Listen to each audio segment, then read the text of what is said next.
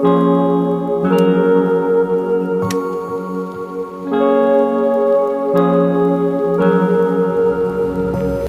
Morning बच्चों, आज हम लोग पढ़ेंगे कलर कोड के बारे में।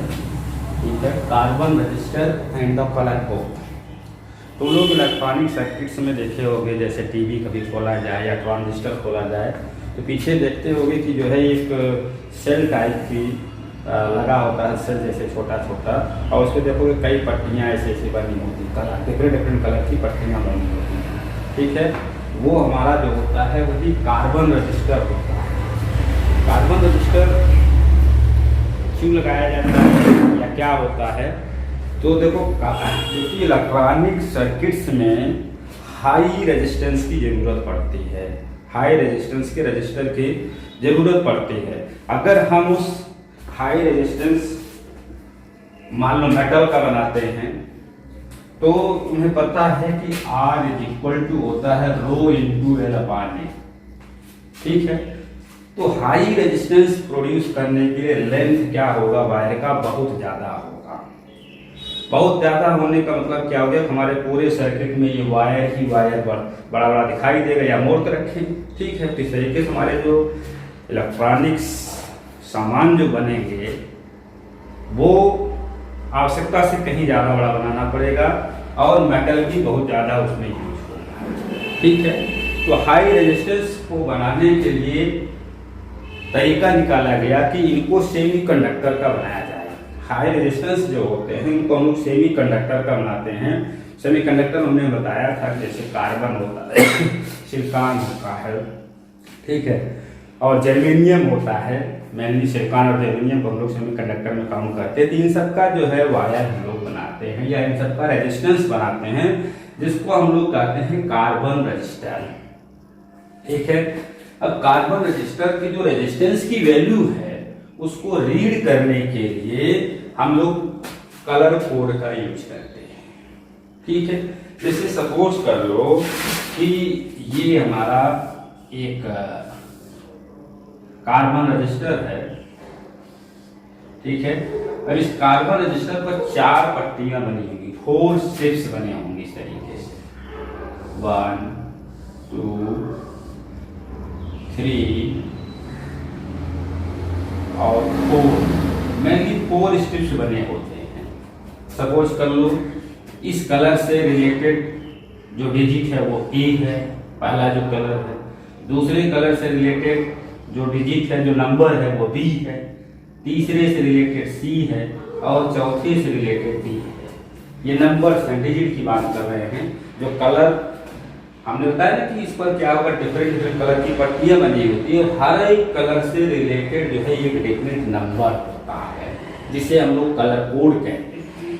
तो हमने कहा कि जैसे मान लो फर्स्ट पट्टी जो यहाँ पे स्ट्रिप्स बनी हुई है उसका कह लो उस कलर से संबंधित जो डिजिट है वो ये है, इस दूसरे वाले कलर से संबंधित जो डिजिट है वो बी है, तीसरे वाले कलर से संबंधित जो डिजिट है वो सी है और चौथे वाले कलर से संबंधित जो डिजिट है वो डी है।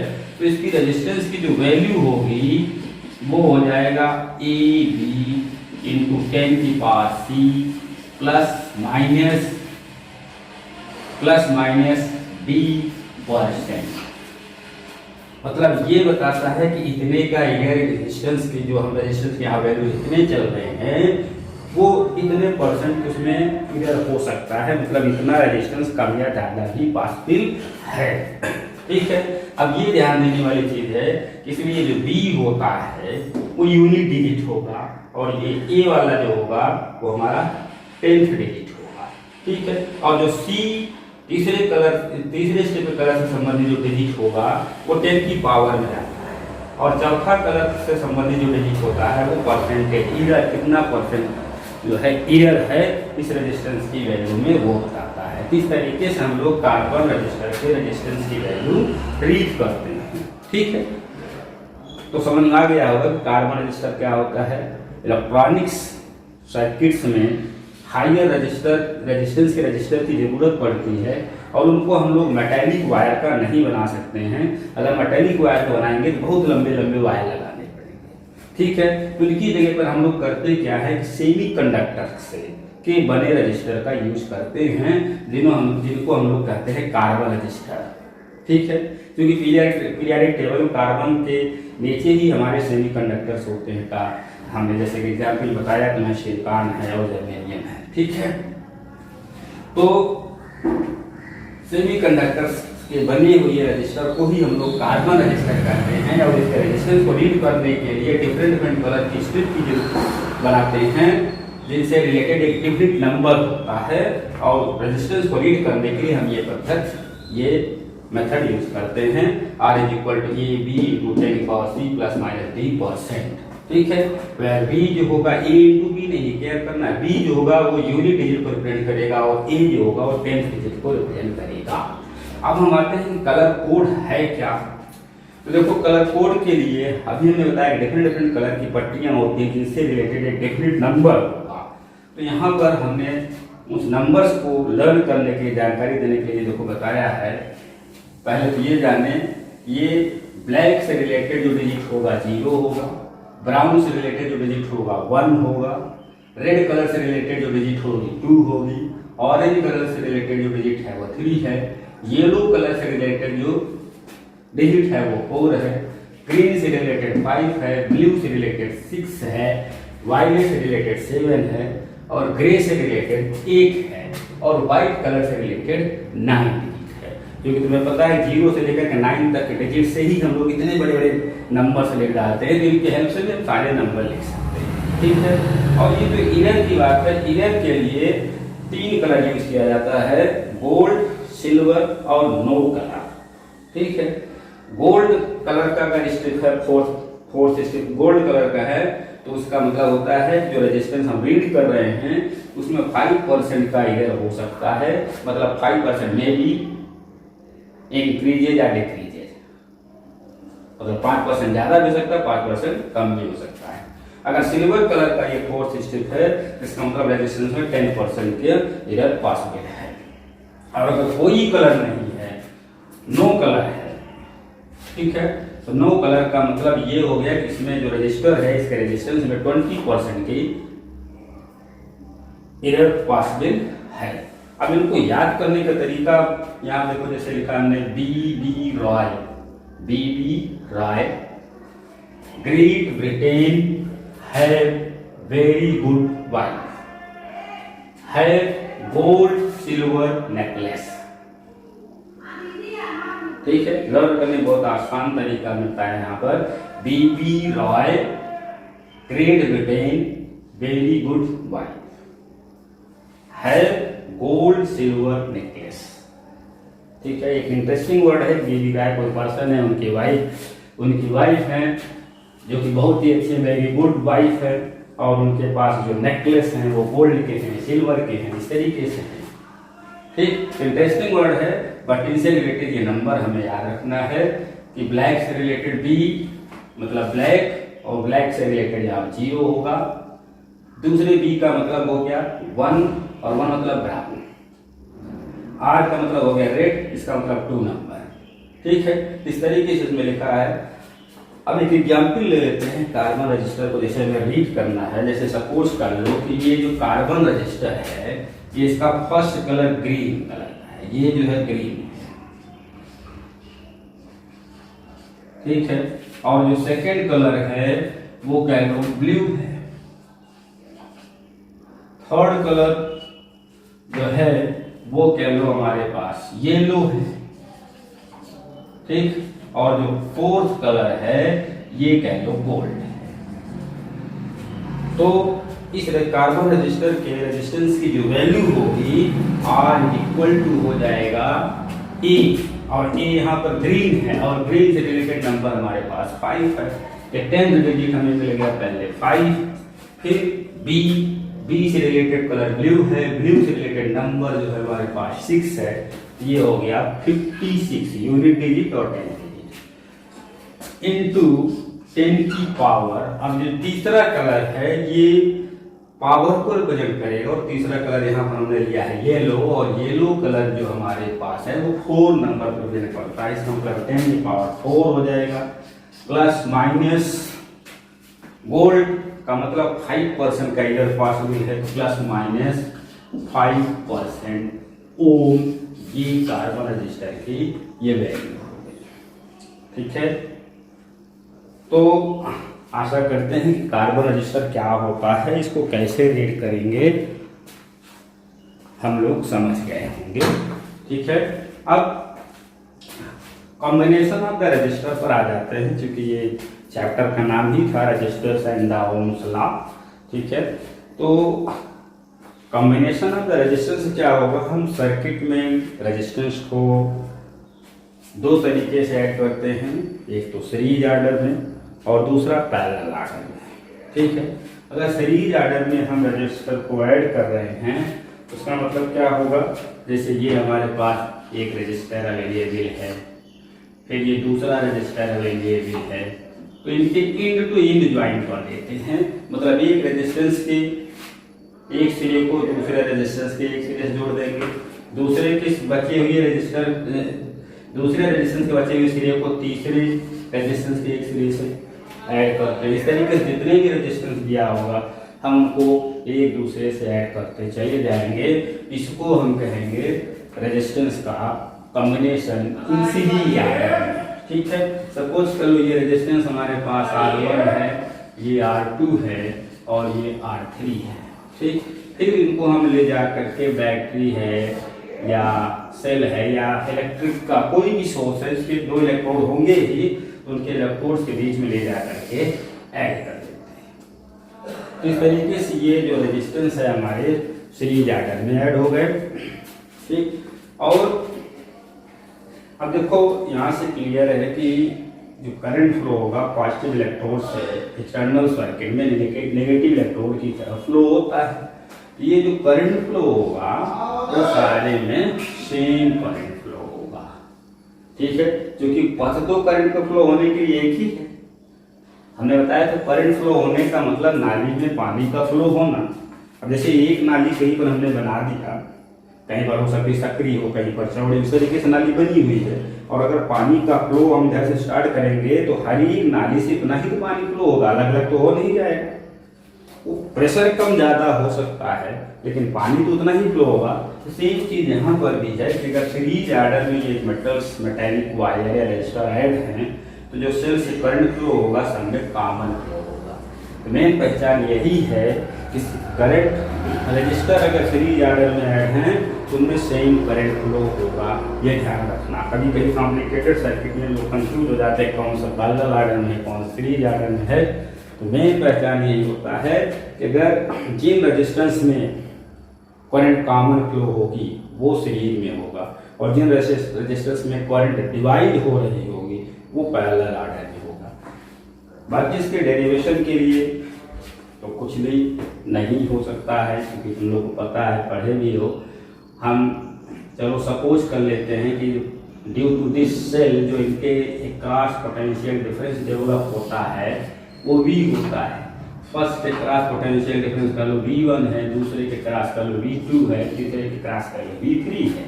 तो क्या हो जाएगा, इसका मतलब नेट पोटेंशियल जो होगा V equal V1 plus V2 plus V3, यही तो होगा।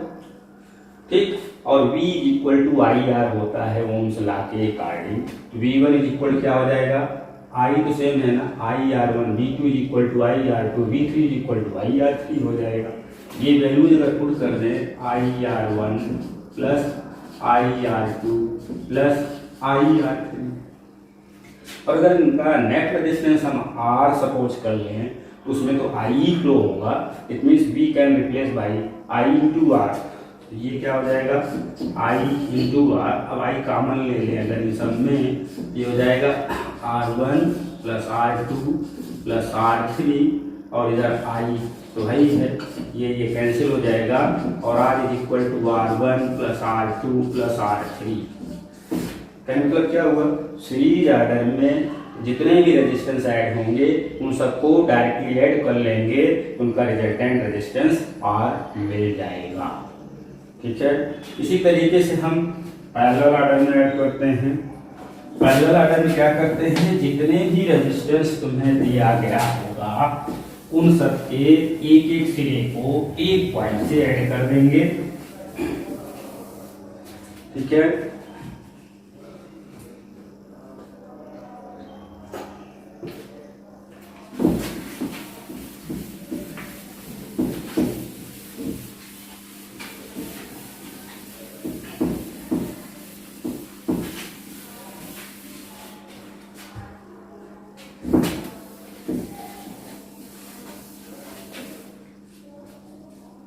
जैसे हमारे पास यहाँ 3 रजिस्टर है, इन सबको हम क्या करें, पैरेलल ऑर्डर में ऐड कर दें।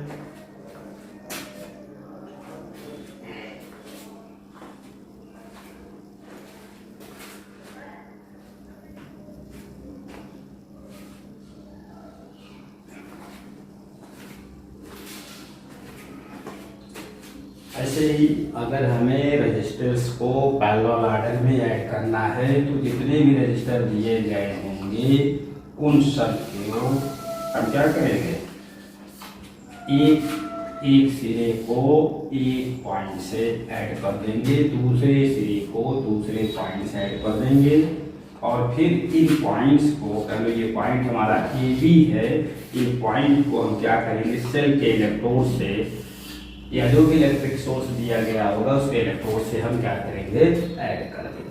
ठीक है, इस तरीके से यहाँ पर रेजिस्टेंस हमारा जो होगा वो पैरेलल ऑर्डर में ऐड हो जाएगा। कह लो ये रेजिस्टेंस जो है वो R1 है, ये R2 है और ये R3 है। अगर तो फिर मेन पहचान क्या है, सेल से करंट ऐसे ही फ्लो होगी ना। अब ये करंट यहाँ पर आने के बाद अपने आप ही क्या होगा, 3 पार्टों में डिवाइड हो जाएगी। जैसे ये बड़ी नाली है, आगे जाकर उसको 3 पार्टों में डिवाइड कर दिए तो पानी तीनों में ही फ्लो होगा ना। तो वही चीज़ यहाँ पर भी है। सपोज कर लो यहाँ पर करंट I1 फ्लो हो रहा है, इसमें I2 फ्लो हो रहा है, इसमें I3 फ्लो हो रहा है। फिर ये तीनों जाकर के यहाँ पर क्या हुए, जुड़ गए। तो इसका मतलब ये सब करंट ऐसे ऐसे इधर आकर फ्लो हो गए और फिर यहाँ पर आकर के ऐड हो जाएंगे। तो जितना हमने वाटर मतलब करंट इधर से फ्लो कराया था वो सब आकर के यहाँ पर फिर से मिल गया। मतलब ये क्या हो जाएगा, फिर इधर जो करंट आएगा वो आएगा। ठीक है, अब उसके बाद आप देखो ए और बी डायरेक्टली किससे ऐड हैं, सेल के इलेक्ट्रोड से ऐड हैं।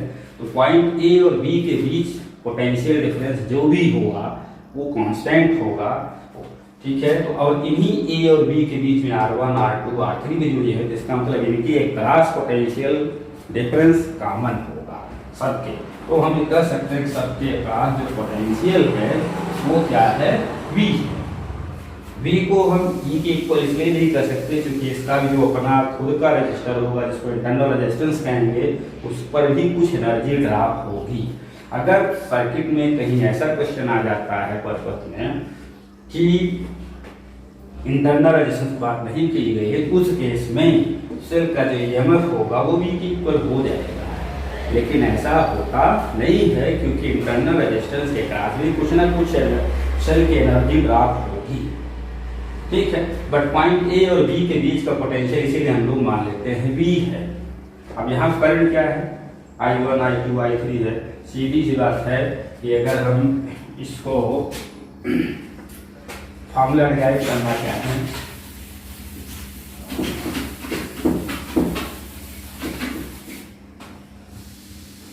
तो टोटल करंट जो I है वो I1 plus I2 plus I3 इन तीनों के इक्वल ही हो। ठीक है, अब क्योंकि तुम्हें पता है कि V इक्वल टू IR होता है, क्योंकि V तो कॉमन है, यहाँ पर I1 I2 I3 अलग अलग है। तो इस तरीके से हम कह सकते हैं कि V इक्वल टू अगर IR है देन I इक्वल टू क्या होगा, V अपान R हो जाएगा। तो अगर नेट रेजिस्टेंस इन सब का R है तो हम I की जगह पर V अपान R पुट कर सकते हैं और I1 की जगह क्या हो जाएगा, V अपान R1, I2 की जगह पर V अपान R2 और I3 की जगह पर V अपान R3। ठीक है, और ये सब V कॉमन लेकर के कैंसिल कर देंगे तो क्या बचेगा, 1 upon R equal to 1 upon R1 plus 1 upon R2 plus 1 upon R3। तो पैरेलल ऑर्डर में जो रेजिस्टेंस ऐड होंगे उनका रिजल्टेंट का इनवर्स, रिजल्टेंट का इनवर्स सभी रेजिस्टेंस के इनवर्स के सम के इक्वल होगा। 1 upon R equal 1 upon R1 plus 1 upon R2 plus 1 upon R3। ये पैरेलल ऑर्डर के लिए हमारा फॉर्मूला हो जाएगा। ठीक है, आशा करते हैं ये वीडियो समझ में आया होगा, तो लाइक करें और शेयर करें।